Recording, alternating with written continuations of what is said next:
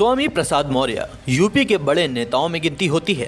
पहले मायावती के साथ थे, फिर भाजपा के हो लिए और विधानसभा चुनाव से ठीक पहले समाजवादी पार्टी में छलांग लगा ली। सोचा था सपा सत्ता में आ जाएगी, लेकिन ये अरमान पूरा नहीं हुआ। फिर सोचा चलो अब धर्म की राजनीति करते हैं। बस कर दी शुरुआत हिंदू धर्म को निशाने पर लेते हुए, लेकिन ज्यादा उत्सुकता में कुछ ऐसा कह गए जिसके बाद अब वो खुद ही सबके निशाने पर आ गए हैं। हिंदुओं के सबसे पवित्र ग्रंथों में शामिल रामचरितमानस पर बैन लगाने की मांग कर बैठे।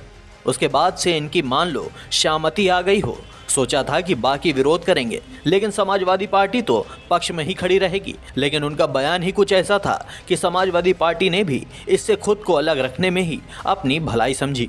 सपा प्रमुख अखिलेश यादव ने भी इशारा कर दिया कि ये उनका खुद का निजी बयान है, इसे पार्टी से बिल्कुल भी मत जोड़ा जाए। शिवपाल यादव ने भी साफ कर दिया कि स्वामी प्रसाद मौर्य के बयान का समाजवादी पार्टी से कोई लेना देना नहीं है।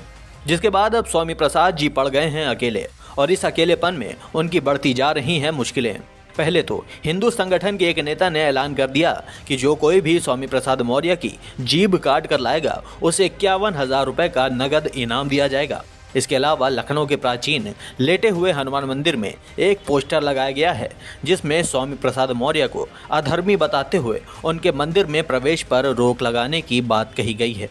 मतलब कुल मिलाकर स्वामी प्रसाद मौर्य, जिनके नाम में ही स्वामी और प्रसाद जैसे सनातनी धार्मिक शब्द आते हैं, उनको ही हिंदू धर्म का सबसे बड़ा दुश्मन समझा जाने लगा। और जो बची कुची कसर थी वो FIR ने पूरी कर दी। जी हाँ, लखनऊ की हजरतगंज कोतवाली में IPC की धारा 295A, 298, 504, 505(2), 153A के तहत स्वामी प्रसाद मौर्य पर FIR दर्ज कराई गई है। मतलब धार्मिक तौर पर तो स्वामी प्रसाद मौर्य को चोट पहले ही पहुंचाई जा रही है, और अब कानूनी तौर पर भी शिकंजा कसा जाना शुरू हो चुका है। FIR दर्ज होने के फौरन बाद यूपी के डिप्टी CM केशव प्रसाद मौर्य ने भी मौके का फायदा उठाने में कोई देर न करते हुए प्रेस वार्ता की। इस प्रेस वार्ता में उन्होंने सीधे तौर पर सपा अध्यक्ष अखिलेश यादव को निशाने पर लिया। उन्होंने कहा कि अगर अखिलेश यादव स्वामी प्रसाद मौर्य के बयान को गलत मानते हैं तो उन्हें पार्टी से निकाल क्यों नहीं देते। डिप्टी CM ने यह भी कहा कि अगर स्वामी प्रसाद मौर्य पार्टी में बने रहते हैं तो क्या इसका मतलब ये समझा जाए कि स्वामी प्रसाद मौर्य के मुंह से ऐसा बयान जबरन दिलवाया गया था। समाजवादी पार्टी मुस्लिम तुष्टीकरण की घटिया राजनीति करने का असफल प्रयास कर रही है। किस प्रकार से विशेष तौर से हिंदू भावनाओं को आहत करने वाले बयान दिलाने का काम कर रही है। किस प्रकार से समाजवादी पार्टी में एक नए नवेले नेता जो कई घाटों का पानी पी करके सपा में गए हैं, जिनकी वहां पर कोई हैसियत भी नहीं है, श्री अखिलेश यादव जी के भोपू बन करके जो बयान श्री रामचरितमानस से जुड़ी हुई चौपाइयों को जोड़ करके दिया गया है,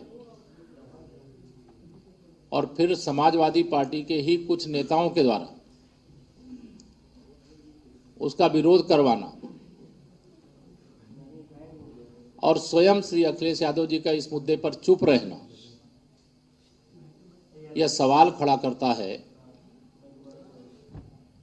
कि जो प्रयागराज के 2019 के कुंभ में वह डुबकी लगाने के लिए गए, या जो अपने को वह भी यह कहते हुए नहीं थकते हैं कि हम भी भगवान श्री राम के, भगवान श्री कृष्ण के वंशज हैं, और उसके बाद इतना राम भक्तों की भावनाओं को आहत करने वाले बयान और उस पर चुप रहना, या उत्तर प्रदेश के माहौल को। खैर, स्वामी प्रसाद मौर्य का पूरे प्रदेश में विरोध प्रदर्शन शुरू हो चुका है। हिंदू संगठन के लोग उनके विरोध में नारे लगाते हुए उनकी गिरफ्तारी की मांग कर रहे हैं।